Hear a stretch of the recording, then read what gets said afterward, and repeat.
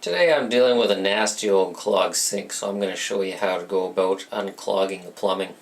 Now sometimes you can just run a snake down the drain here, but this plug doesn't actually come out unless I uncouple the mechanism underneath the sink. You'll usually find the P-trap just underneath the sink in the vanity here. That's this U-shaped piece right there.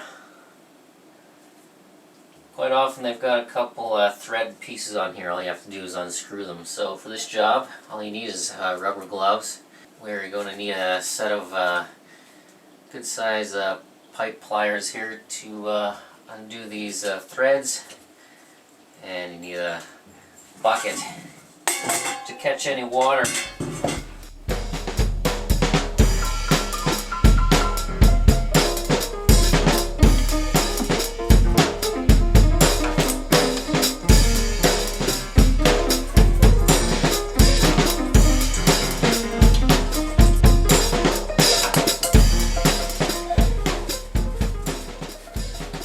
Once these are unscrewed, you can just slide this piece down. It'll come right off.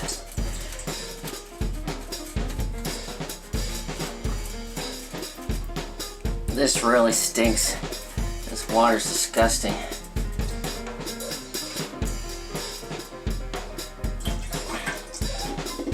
Most of the clogging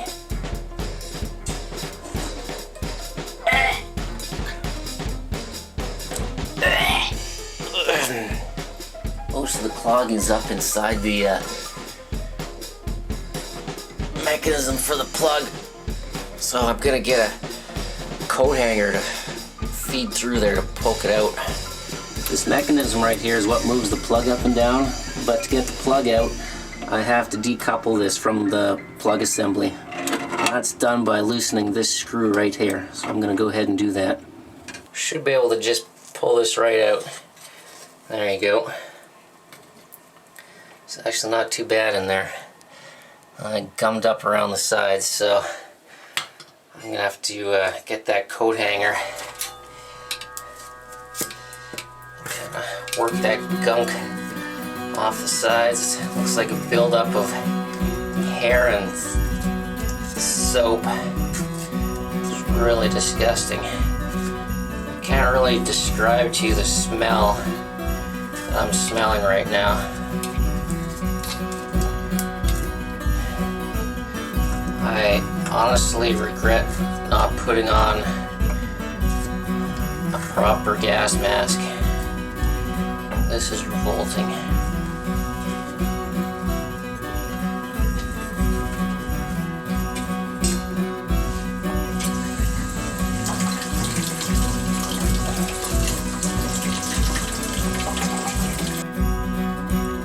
So this is the plug mechanism. You can see why this style of plug is actually fairly prone to clogging, especially with hair and other things that fall into the drain, because it's got all this assembly inside the drain hole, and you got these corners here that can really snag hair. So you gotta be careful if you're dealing with this kind of plug that you don't let any hair and other debris go into the sink. Otherwise it's just going to clog, and you're either gonna have to call a plumber or go through this kind of revolting process that I've just showed you. So now that we've got the drain cleared, we just reassemble this in the reverse order. So plug goes in first. Now with these plugs, you can see that tab on the bottom. It does matter whether the tab is facing this way or this way in the drain. So just make sure that when you take it off, you remember which way it's going. So that just fits in there like that. So this rod gets fitted into this hole, and this controls the plug going up and down. And once the rod's in place, we just put this little screw back in, and we tighten it up. You'll have to use the pliers to get it fully tight so there's a good seal, otherwise water's going to spill out of there. And before we go any farther, I'm just going to test the mechanism, make sure the plug works. There we go. Perfect. So now that the top stuff's put together, we can put the P-trap back on. So the top portion just slides here into the drain spout. And the threads get recoupled. We just tighten up by hand and then do the last little bit of tightening with the pliers. Now that that's together, we can test the water and make sure there's no leaks in our plumbing. See, we got good flow down the drain.